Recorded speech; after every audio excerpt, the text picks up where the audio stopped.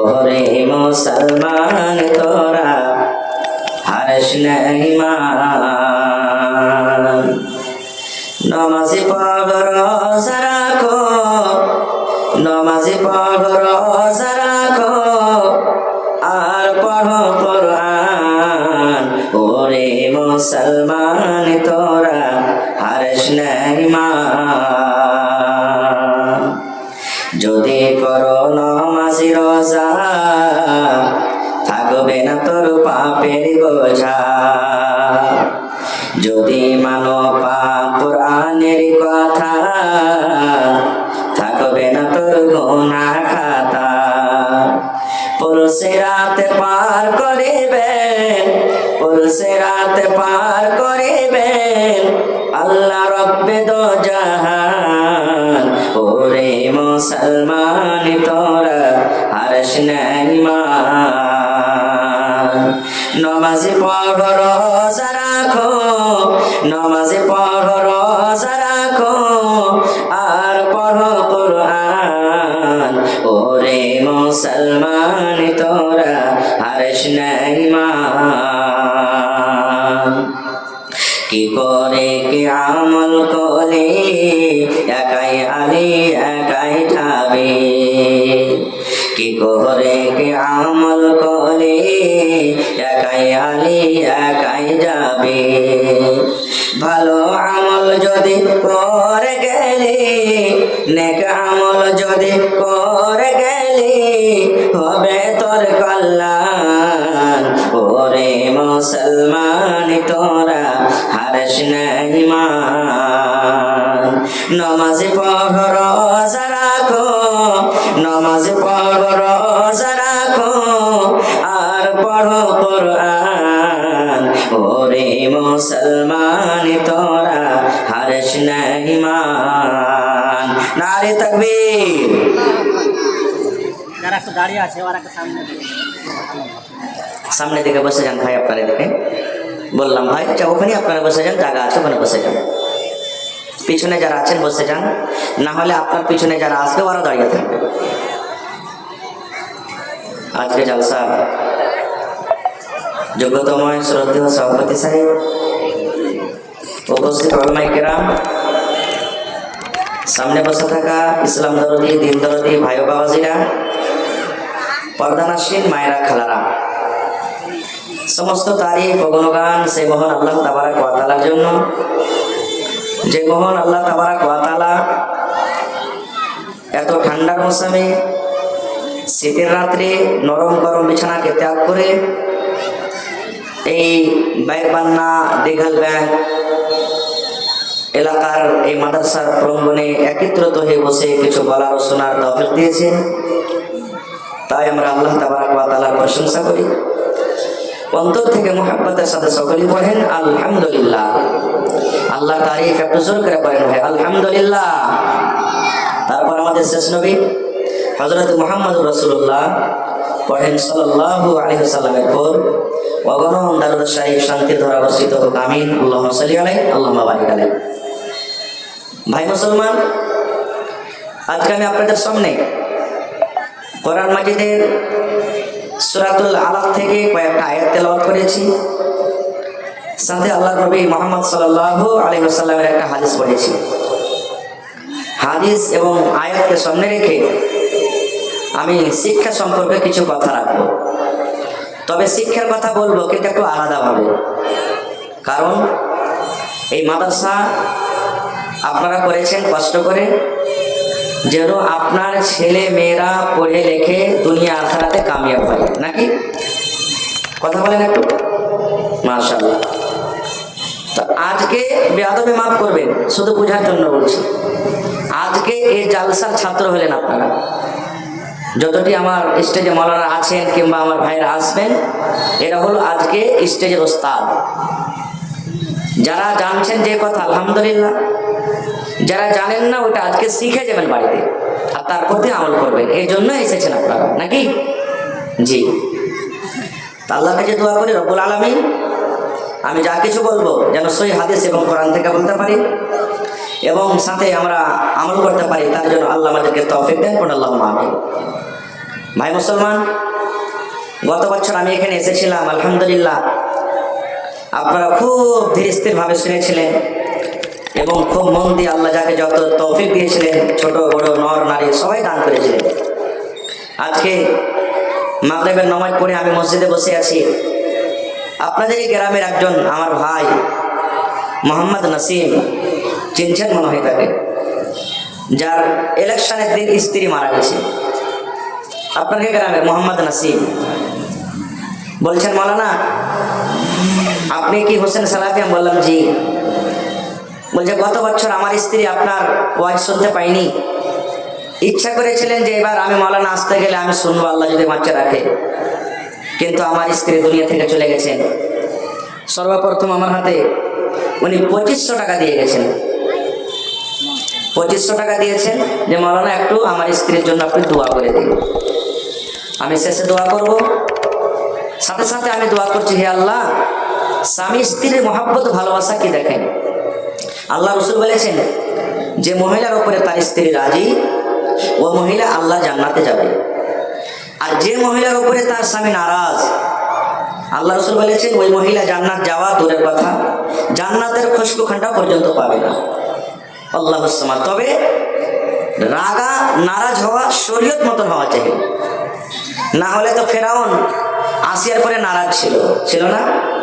ছিল কি ছিল না? কেন ফেরাউন নারাজ হওয়ার কারণ যে দুনিয়ার মানুষ আমাকে খোদা মানছে, আল্লাহ মানছে, আর আসিয়া তুমি আমার স্ত্রী, তুমি আমাকে খোদা মানবে না? তবে কি আসিয়া জাহান্নামে যাবে? না। শরীয়তের খেলাফ, শরীয়তের উল্টা যদি কোনো কাজ করতে স্বামী বলে আর স্ত্রী যদি না করে, তাহলে কোনো গুনাহ হবে না। আর শরীয়তের মোতাবেক যদি কাজ করতে বলেন আর স্ত্রী যদি না করে, জেনে বুঝে আর নারাজ হয়ে যায়, তাহলে কিন্তু স্ত্রীর গুনাহ হয়ে যাবে। আল্লাহর কাছে দোয়া করছে রব্বুল আলামিন, আমার ভাই তার স্ত্রীর জন্য দান করেছেন 2500 টাকা, আল্লাহ 25,000 টাকা মনে করে তুমি কবুল করো। আল্লাহ তার কবরে তুমি জান্নাতের বিছানা দিয়ে দাও। আল্লাহ তার কবরকে তুমি নূর দিয়ে মনোয়ার করে দাও। আল্লাহ কিয়ামতের দিন তোমার নবীর হাতে হাউজে কাউসারের পানি পান করায়। আল্লাহ তোমার আরশের তলাতে জায়গা দিও এবং জান্নাতুল ফিরদৌসে আল্লাহ তুমি জায়গা দিও। রব্বানা তাকাব্বাল মিন্না ইন্নাকা আনতাস সামিউল আলিম। আমিন।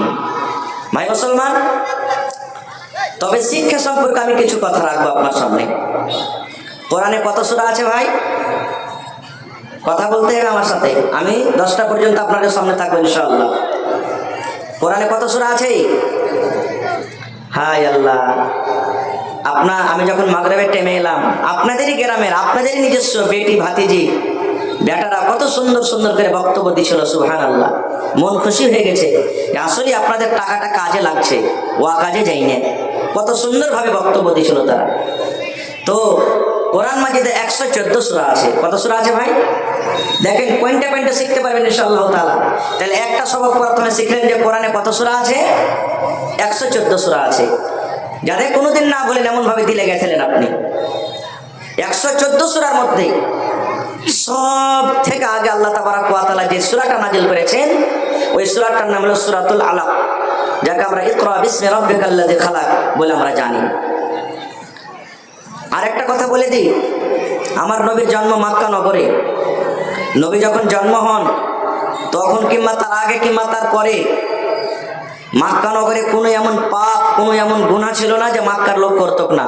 বেশিরভাগই মানুষ গুনাহ করত। যেমন মদ পান করা আম। আজকে আমাদের বাড়িতে যদি কুটুম চলে আসে, আমরা নাস্তা দিই, চা দিই, ঠান্ডা দিই, কি দিনে তখন স্পেশাল নাস্তা ওদের হলো কি মদ, শরাব। কোনো এমন মানুষ, বেশিরভাগই জেনা ব্যভিচার করত, মানুষেরা মিথ্যা কথা বলতো, চগলখড়ি করতো, গীবত করতো। যুগ যুগ ধরে লড়াই যুদ্ধ চলতো। কেমন যুগ যুগ ধরে?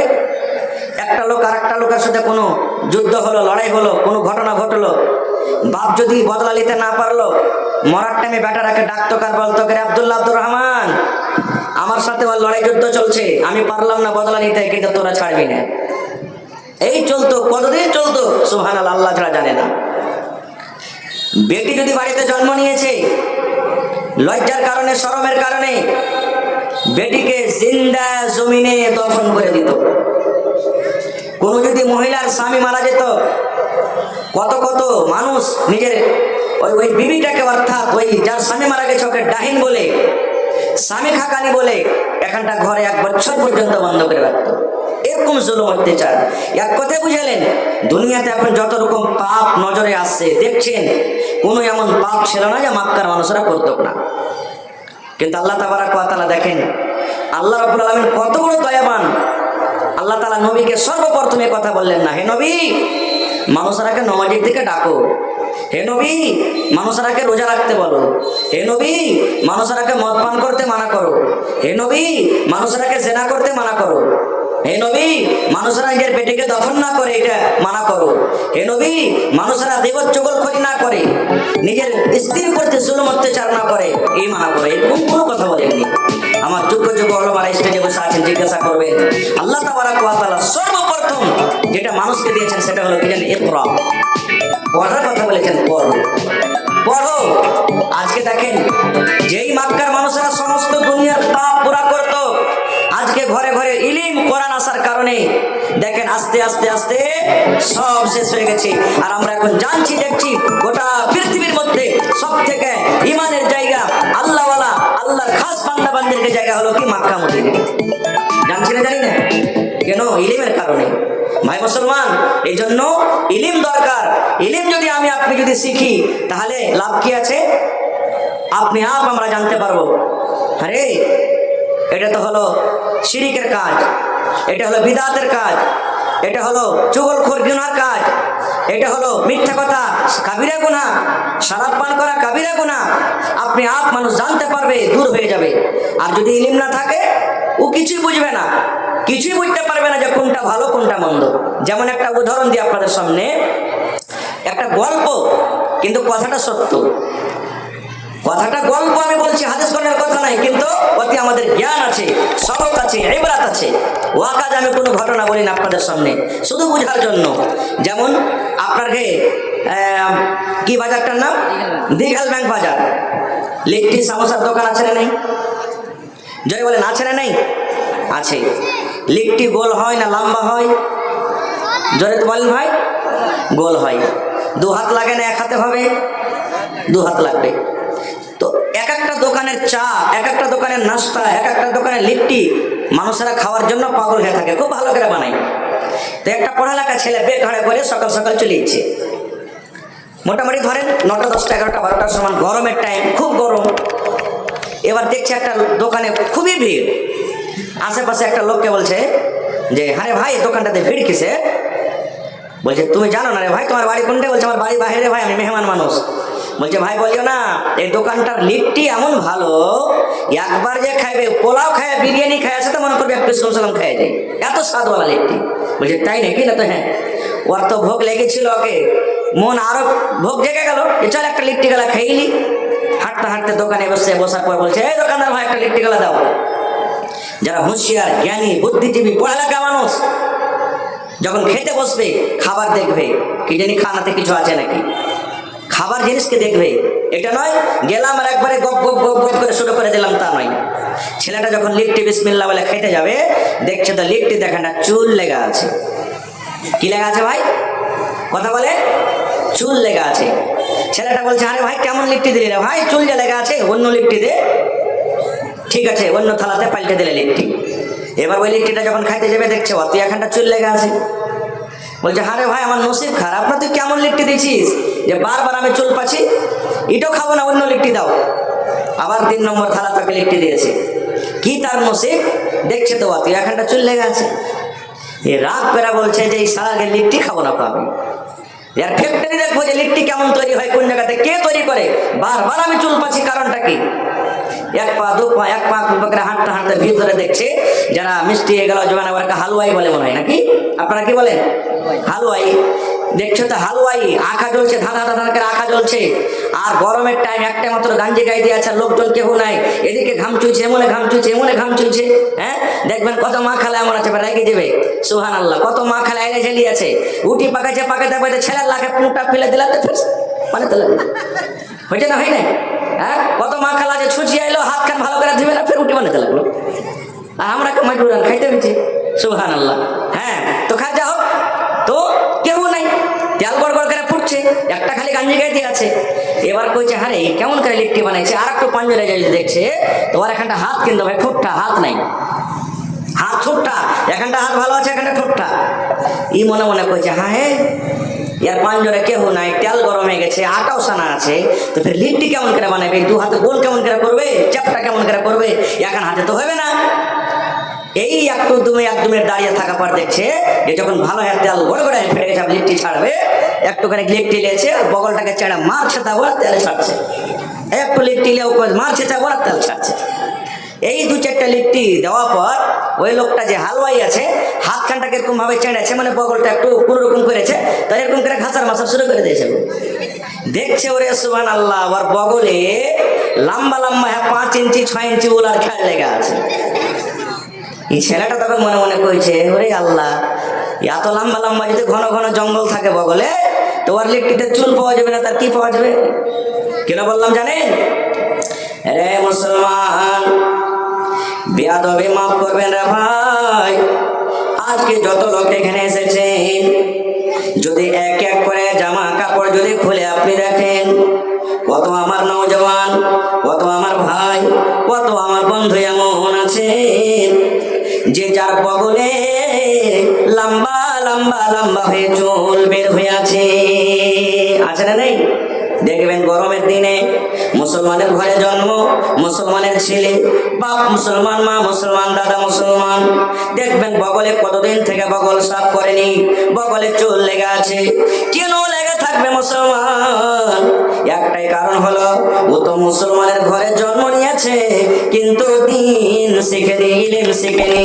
যদি ছেলেটার কাছে ইলম থাকতো, ছেলেটা যদি নবীর মাদ্রাসাতে পড়তো, ছেলেটা যদি কোরআন পড়তো, যদি কোনো মাওলানার কাছে যেত, তাহলে অবশ্যই ছেলেটা জানতে পারতেন নবী আমার বলেছেন, হে আমার উম্মত, তোমার বগলে যে চুলগালা বের হয়, ওই চুলগালা তোমাকে সাফ করতে হবে।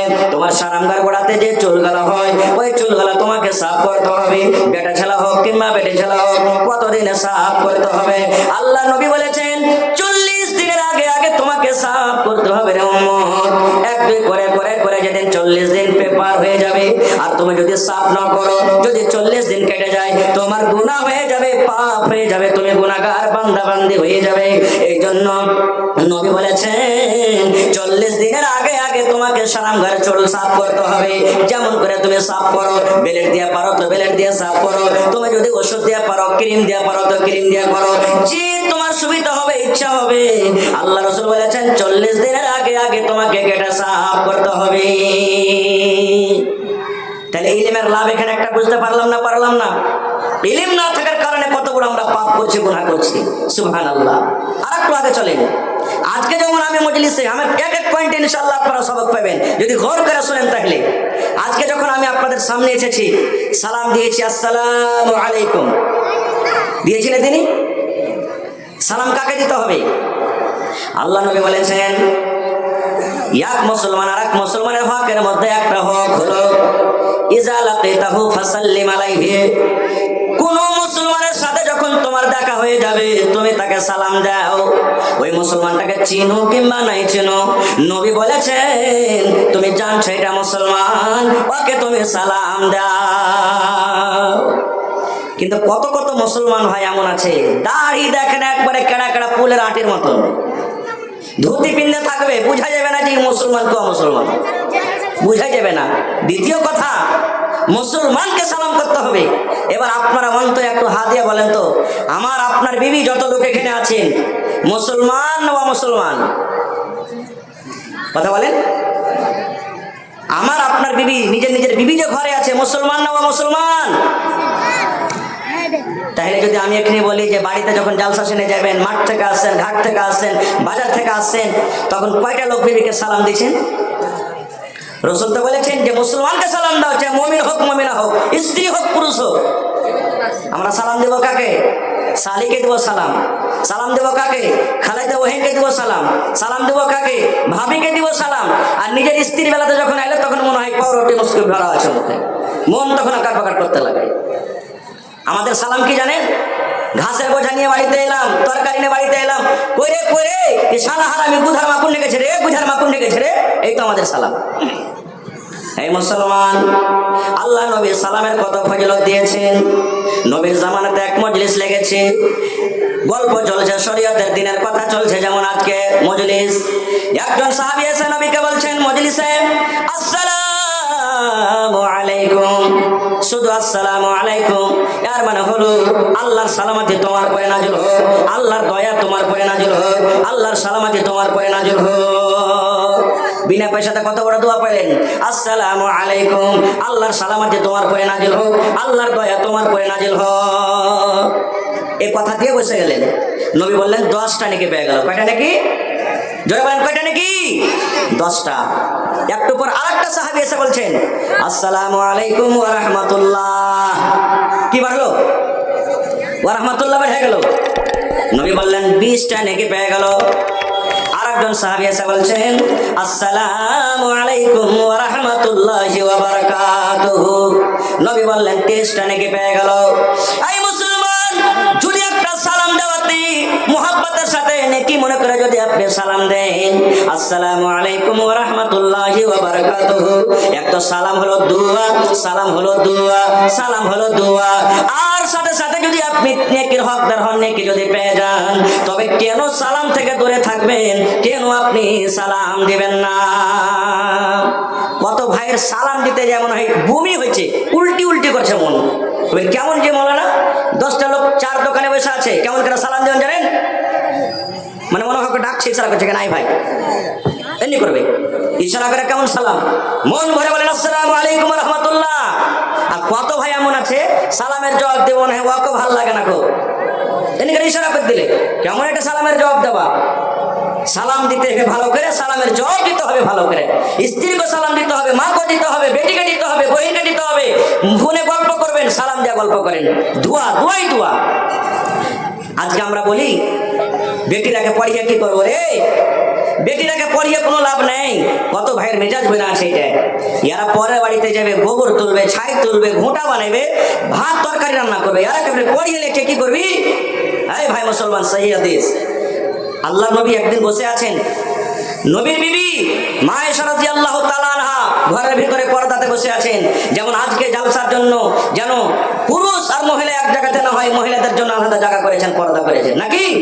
আল্লাহর রাসূল বাইরে বসে আছেন, আর নবীর বিবি মা আয়েশা রাদিয়াল্লাহু তাআলা আনহা ভিতরে বসে আছেন পর্দাতে, ঘরের ভিতরে সাটাসাটি। আর ইহুদির এক জামাত, ইহুদির এক টিম নবীকে এসে সালাম দিচ্ছেন। ভালো করে শুনবেন ভাই, খুব সুন্দর হাদিস শোনাচ্ছি আপনাকে। কেমন করে সালাম দিচ্ছেন? আসসালামু আলাইকুম না বলে নবীকে সালাম দিচ্ছেন আসসালামু আলাইকুম। এখন যদি আমি প্রশ্ন করে দিই যে আসসালামু আলাইকুম আর আসসালামু আলাইকুম কি পার্থক্য আছে, কয়টা লোক আমরা বলতে পারবো? ইলমের দরকার হলো না, হলো না? ওরে সুবহানাল্লাহ। ইহুদিরা নবীকে এসে বলছেন আসসালামু আলাইকুম, আসসালামু আলাইকুম না বলে আসসালামু আলাইকুম বলে দিলেন। নবী আমার কিচ্ছু বললেন না, মনে মনে শুধু জবাব দিয়ে দিলেন। নবীর বিবি মা আয়েশা রাদিয়াল্লাহু তাআলা না কিন্তু রেগে গেলেন। রেগে যাওয়ার পর এবারে মা আয়েশা জবাব দিয়েছেন ওয়া আলাইকুম আসসালাম ওয়া লানা। ইহুদিরা আমার নবীকে কেন গালি দিলি রে? আমার নবীর জন্য কেন তোরা বদদুয়া দিলি? আসসালামু আলাইকুম না বলে আমার নবীকে কেন তোরা গালি দিলি, আসসালামু আলাইকুম বলে দিলি? হে ইহুদিরা, কেন তোরা বলে দিলি? কেন? আমার নবী তোদের কি করেছে? আমার নবী তো তোদেরকে কোনো কোটি কথা বলেনি, আমার নবী তো তোরাকে কোনো গাল দেয়নি, তবে আমার নবীকে কেন তোরা গাল দিলি, কেন বদদুয়া দিলি? আপনারা বলবেন হাজি বলেন একটি বদদুয়ার ফের কি কথা আছে? বদদুয়া কাকে বলে? তাহলে ইহুদিরা নবীকে কি বলছেন দেখেন, আসসালামু আলাইকুম, হে নবী তোমার পরে মওত আসুক, তুমি মরে যাও। আসসালামু আলাইকুম মানে তোমার পরে আল্লাহর সালামতি হোক, আল্লাহর দয়া হোক। কিন্তু ইহুদিরা নবীকে সালাম না দিয়ে ওরা নবীকে বলছেন আসসালামু আলাইকুম, হে নবী তোমার পরে মওত আসুক, তুমি মরে যাও, তুমি মরে যাও। এবারে মা আয়েশা জবাব দিয়ে বলছেন, ইহুদির জামাত, ইহুদির দল, ওয়া আলাইকুম আসসালাম ওয়া লানা, আমার নবী কেন মরবে রে? তোদের পরে মওত আসুক, তোমরা মরে যাও এবং তোদের পরে আল্লাহর লানত, আল্লাহর গজব হোক। নারে তাকবীর। তাহলে এবার বলেন, মা আয়েশা রাদিয়াল্লাহু তাআলা আনহা যদি পড়ালেখা না হতেন তাহলে জবাবটা দিতে পারতেন? জোরে বলেন পারতেন দিতে? তাহলে বেটি ছেলেকে পড়ার দরকার হলো না? হলো না? না হলে আগেকার জামানাতে যখন গান গান্না করতে আসতো, লিখতে আসতো, তো যখন লোকেরা জিজ্ঞাসা করতো তোমার পুরুষের নাম কি, মরার বেটা মরা, পুরুষের নাম জিজ্ঞাসা করছে, পুরুষের নাম কি বলতে হয়? ওই বুধার বাপ আর বুধির বাপ লেখে পেটে দিত। আঞ্জর পাঞ্জরে যদি কেউ থাকতো তো বলতো এই ভাতিজা কি মায় সালমান, তো চাচার নামটা কয়ে যেত বেটা রে, তো দাদার নামটা কয়ে যেত। এরকমই হবে, আর এরকমই হতো। এই ভাই মুসলমান, তাহলে এই হাদিস থেকে বুঝতে পারলাম যে বেটিরাকে পড়া দরকার, পড়াইতে হবে বেটিরাকে। আর একটু আগে চলেন, সত্য কথা বলছি ভাই, এই শেরশাবাদী কম, শেরশাবাদী সমাজের মানুষ আমরা এত পিছনে এসেছি যে আমাদের বেটা বেটিদের আমরা বিবাহ দিচ্ছি কখন? হিন্দুস্তানের আইন, হিন্দুস্তানের কানুন, হিন্দুস্তানের যেটা কানুন সরকারের তরফ থেকে দেওয়া হয়েছে, 21 বছরকার আগে বেটার বিয়ে দিতে পারবেন না আপনি, আছে না নেই? বেটির বিয়ে 18 বছরকার আগে দিতে পারবেন না। আমরা টাকার লোভে কি করি? 12 বছর, 14 বছর, 15 বছর, 16 বছর বয়স হয়ে গেল, দিঘল ব্যাংকে হারে এক কাঠা জমিন বিক্রি হবে 6 লাখ টাকাতে, 5 জমিন খান্টা, ছাগল মুরগি গরু ছাগল বাড়ি ঘর এদিক ওদিকের হাজরা হয়ে দেখছি 4 লাখ টাকা জুটে গেছে। আর 2 লাখ কোনটা পাবো? কই তোর হোদলার বিহাটা দিয়ে দে না, হ্যাঁ 3 লাখ টাকা পাই নিবি, 2 লাখ 5 1 লাখ খরচা করবি। এই দেখেন 12-14 বছরকার বয়স, ফুট চিপলে দুধ বাড়াইবে, বিবির ব্যাপারে কোনো জ্ঞান নাই, বুদ্ধি নাই, বিবিকে কেমন করে বাড়িতে নিয়ে চলতে হবে, বিয়ে দিয়ে দিলে। এবার বাপও কি বলে, বেটির বাপ, হ্যাঁ ছেলেটার সাথে বিয়ে দিয়ে দিই, ওর বাপের 4 চাক্কা আছে, বড় বাড়ি আছে, দোকান আছে, খুব ভালো খাইছে ফেলছে, বিয়ে দিয়ে দিই। না স্ত্রীটা জানতে পারলে স্বামীর হক, না স্বামী জানতে পারলে বিবির হক। এবার 2-4 মাস পর কি হলো, বেটি কইছে বাপুজি যাবো না ভাত খাইতে। কেন যাবি না? পারবো না তার বাড়িতে চলতে, চল কেস করতে চল। 100টা যদি কোর্টে আপনি কেস পান, থানাতে কেস পান, 100টার মধ্যে 90টা কেস আপনি শেরশাবাদী পাবেন, আর 90টার মধ্যে 50টা কেস এমন পাবেন শুধু স্বামী স্ত্রী ঝামেলা সম্পর্কে কেস হয়ে আছে। কারণটা কি জানেন? ইলমের কারণে। আপনার এলাকাতে আছে কি না আছে আল্লাহ জানে। ছোট বয়সে বিয়ে দেওয়ার কারণে, ওয়াজ্ঞান তালিম ভিতরে না থাকার কারণে কোনো মাস এমন নাই যে আশেপাশের কোনো গ্রামে 1-2টা তালাক হয়নি। আমরা কি করছি? বেটি যাবে না ভাত খেতে, ঠিক আছে তুই আয় বাড়ি। বাড়ি এসেছে, 10 দিন পর ছেলেটা আনতে এসেছে, যেমনই আনতে এসেছে হাটটা 10টা নওজওয়ানকে ঠিক করে রেখেছে, বলছে বেটাকে ধরে ঘরে বন্ধ কর। ছেলেটা বলছে কি করেছি আমি, তোমার কেন ঘরে বন্ধ করবে? ওর শাস্তি বলছে মরার বেটা মরা, লিস্তি লাগা, কি করেছি? বেটিকে তুই ভালো করে রাখবি না তো তোর পূজা করবো দেখে। আরে মরার বেটা মরা, 4 লাখ দিয়েছি, 2 লাখ বিয়েতে খরচা হয়েছে, 10টা মানুষ তোর বাপ পেলিয়ে ডাক, আর 6 লাখ টাকা দে, আর দিয়ে তোমার বেটিকে তালাক করে নিয়ে চলে যা। হয়েছে না, হয় না?